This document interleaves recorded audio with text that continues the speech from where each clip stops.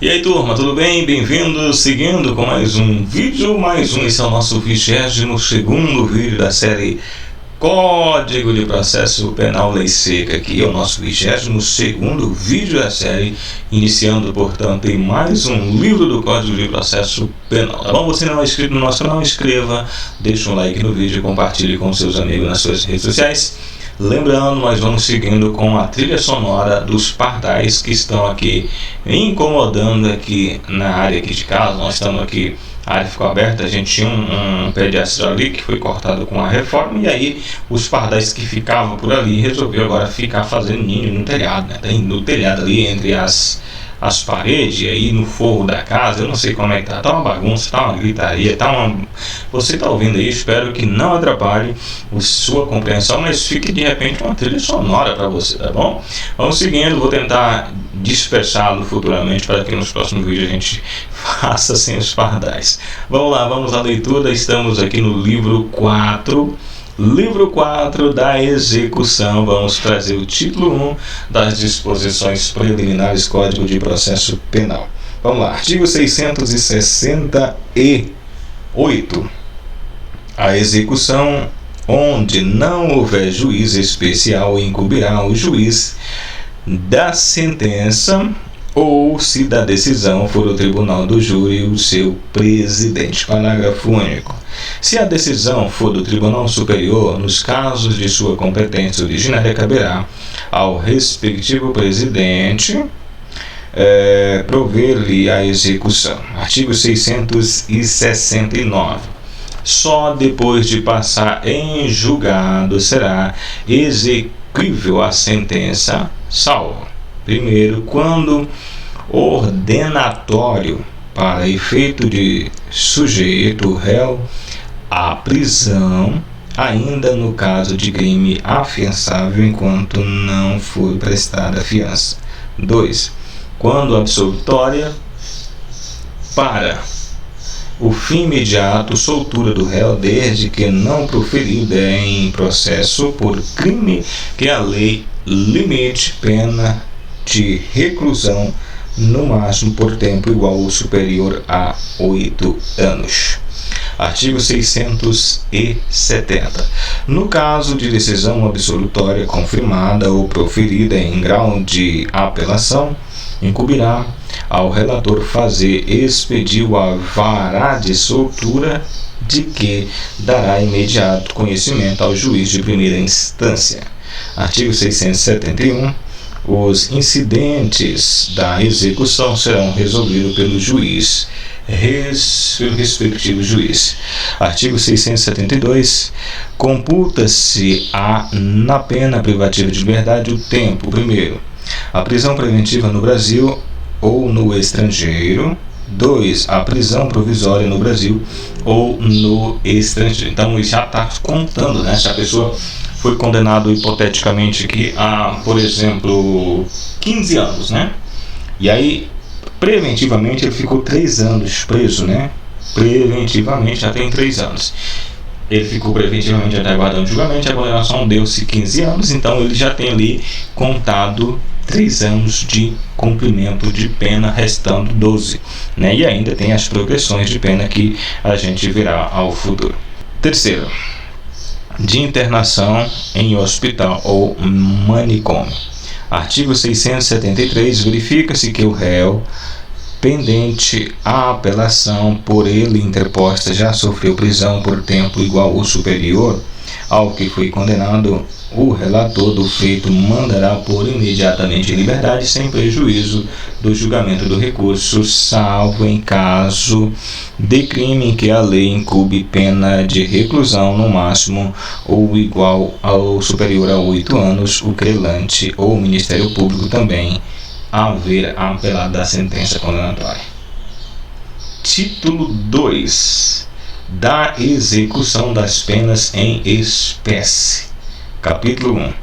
Das penas privativas de liberdade. Vamos entender aqui um pouco a respeito disso aqui. Estamos no Código de Processo Penal, artigo 674. Diz: transitando em julgado a sentença que impuser a pena privativa de liberdade, se o réu já estiver preso ou vier a ser preso, o juiz ordenará a expedição da carta guia para o cumprimento da pena.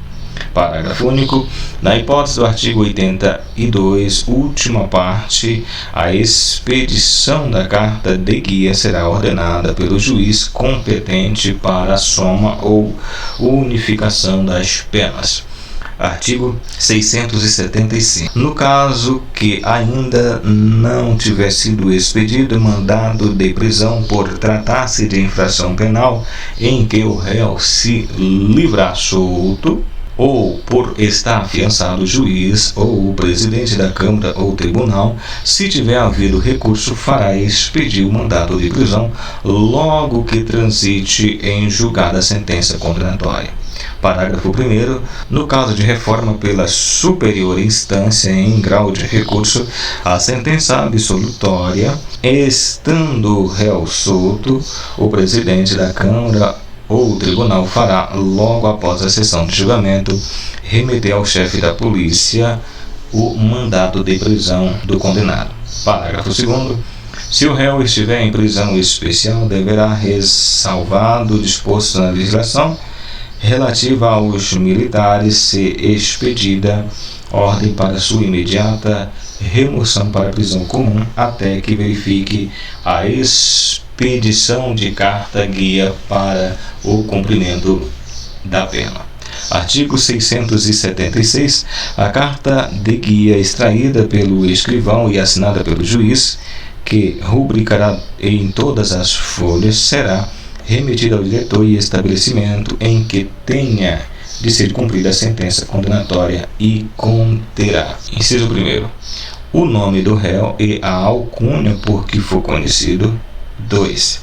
A sua qualificação civil, naturalidade, filiação, idade, estado ou profissão, instrução e, se constar, número de registro geral do Instituto de Identificação e Estatística ou de reparação cônjuges. 3º, o teor integral da sentença condenatória e a data do término da pena. Parágrafo único. Expedida a carta de guia para o cumprimento de uma pena, o réu estiver cumprindo outra, só depois de terminar a execução desta será aquela executada. Ou seja, ele está cumprindo uma pena, ele foi condenado em uma outra.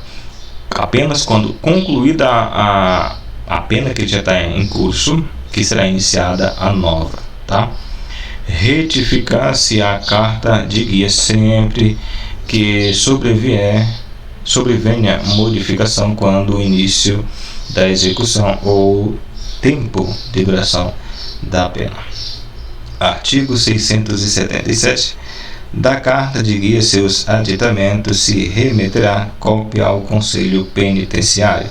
Artigo 677. O diretor do estabelecimento que o réu tiver cumprido pena passará recibo da carta de guia para juntar-se aos autos do processo.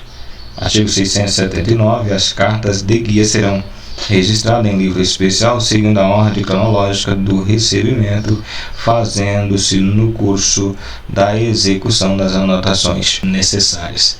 Artigo 680. Computa-se no todo da pena o período em que o condenado por sentença irrecorrível permanecerá preso em estabelecimento diverso do destinado ao cumprimento dela. Artigo 681. Traz que, se imposta cumulativamente pena privativa de liberdade, será executada primeiro a de reclusão, depois a de detenção e, por último, a de prisão simples. Artigo 682. O sentenciado que sobrevier doença mental verificada por perícia médica será internado em manicômio judicial ou, a falta, em outro estabelecimento adequado onde lhe seja assegurada a custódia. Parágrafo 1º. Em caso de urgência, o diretor do estabelecimento penal poderá determinar a remoção do sentenciado, comunicando imediatamente a providência do juiz que lhe fez-se a perícia médica, ratificará ou revogará a medida. Parágrafo 2º. Se a internação se prolongar até o término do prazo restante da pena e não houver sido imposta medida de segurança detentiva, terá o destino aconselhado pela sua enfermidade, feita a devida comunicação ao juiz de incapaz. Artigo 683. O diretor da prisão a que o réu tiver sido recolhido provisoriamente ou em cumprimento de pena, comunicará imediatamente ao juiz o óbito ou fuga ou soltura do detido ou sentenciado para que fique constado nos autos. Parágrafo único. A certidão de óbito acompanhará então a comunicação. Artigo 684. A recaptura do réu evadido não depende de prévia ordem judicial e poderá ser efetuada por qualquer pessoa. Artigo 685. Cumprida ou extinta a pena, o condenado será posto imediatamente em liberdade mediante alvará do juiz, no qual, se ressalvada a hipótese de dever, o condenado continuará na prisão por outro mais legal. Parágrafo único. Se tiver sido imposta medida de segurança detentiva, o condenado será removido para estabelecimento adequado. Artigo 762. Capítulo 2 das penas pecuniárias. Artigo 686 do Código de Processo Penal. A pena de multa será paga dentro de 10 dias após haver transitado em julgado a sentença que a impuser. Parágrafo único. Se interposto o recurso da sentença, esse prazo será contado do dia em que o juiz ordenar o cumprimento da decisão da superior instância. Artigo 687. O juiz poderá, desde que o condenado requeira, primeiro, prorrogar o prazo do pagamento da multa até 3 meses, se as circunstâncias justificarem essa prorrogação. Aqui nós temos 2 revogado. 3. Permitir nas mesmas circunstâncias o pagamento, se faça em parcelas mensais no prazo fixado mediante caução real ou fidejussória quando necessário. Parágrafo 1º traz aqui que, tanto no caso do número 1 quanto do número 2, será feito dentro do decêndio concedido para o pagamento da multa. Parágrafo 2º. Revogado. Nova redação dada pela Lei 6.416 de 1977 diz aqui que a permissão para o pagamento em parcela será revogada se o juiz verificar que o condenado dela se vale para fraudar a execução da pena. Neste caso, a caução resolve-se ao valor monetário, devolvendo-se ao condenado o que exceder a satisfação da multa ou das custas processuais. Artigo 688. Findo o decêndio ou a prorrogação, sem que o condenado efetue o pagamento, ocorrendo previsto no parágrafo 1º do artigo anterior, observa-se o seguinte: parágrafo, inciso 1º, possuindo o condenado bens sobre os quais possam recair a execução, será extraído certidão de sentença condenatória a fim de que o Ministério Público proceda à cobrança judicial. 2. Sendo o condenado insolvente, far-se-á a cobrança. A linha A, mediante desconto de 4ª parte de sua remuneração. Artigo 29, parágrafo 1º e 37 do Código Penal, quando cumprir pena privativa de liberdade, cumulativamente imposta com a multa.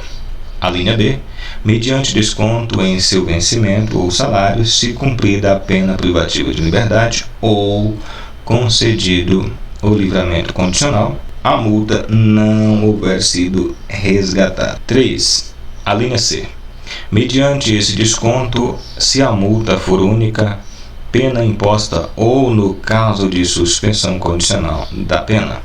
Parágrafo 1º traz que o desconto nos casos das letras B e C serão feitos mediante ordem ao empregador, a repartição competente ou a administração da entidade paraestatal e, antes de fixá-lo, o juiz requisitará informações e ordenará diligências, inclusive arbitramento, quando necessário, para observância. Artigo 37, parágrafo 3º do Código Penal. Segundo, sob pena de desobediência e sem prejuízo da execução a que fará sujeito o empregador, será intimado a reconhecer mensalmente, até o dia fixado pelo juiz, a importância correspondente ao desconto em selo penitenciário que será inutilizado nos autos pelo juiz. Parágrafo 3º. Se o condenado for funcionário estatal ou municipal, ou empregado de entidade paraestatal,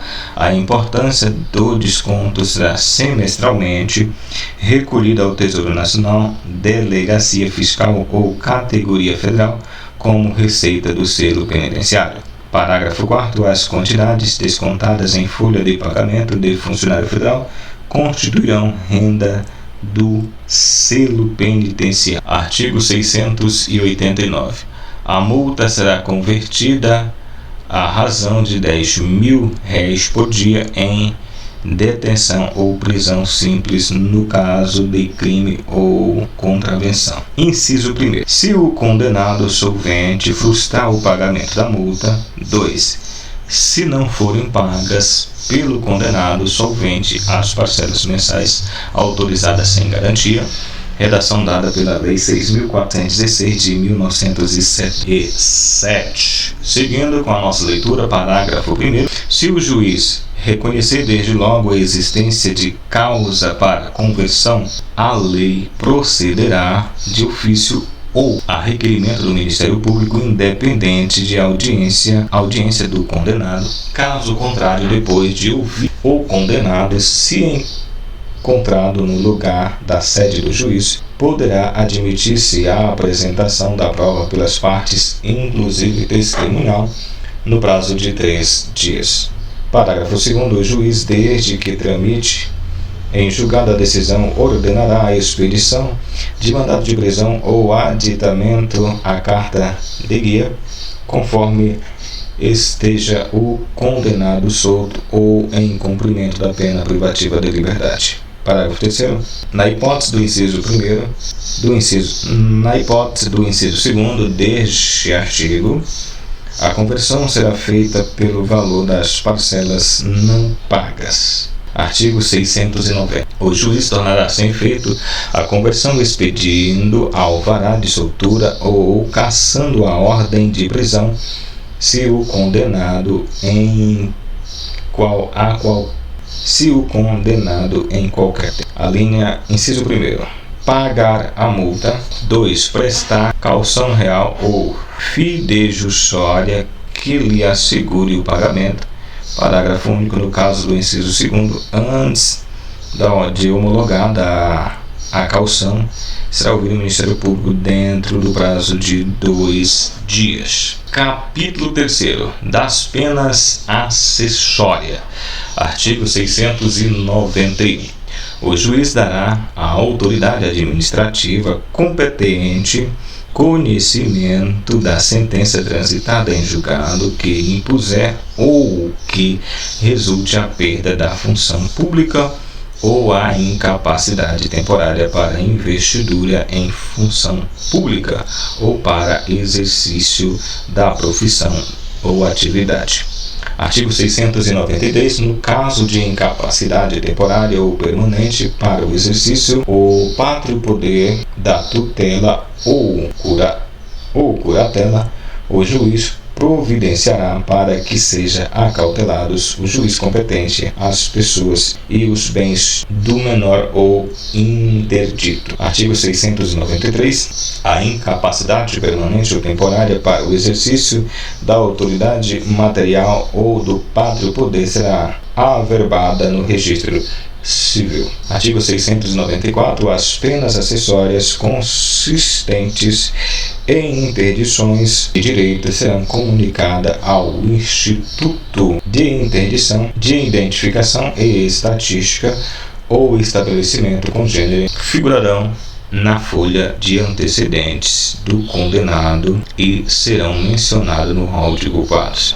Artigo 695. Iniciada a execução das interdições temporárias, artigo 79, alíneas A e B do Código Penal, o juiz de ofício, a requerimento do Ministério Público ou do condenado, fixará o seu termo final, completando as providências determinadas no artigo anterior.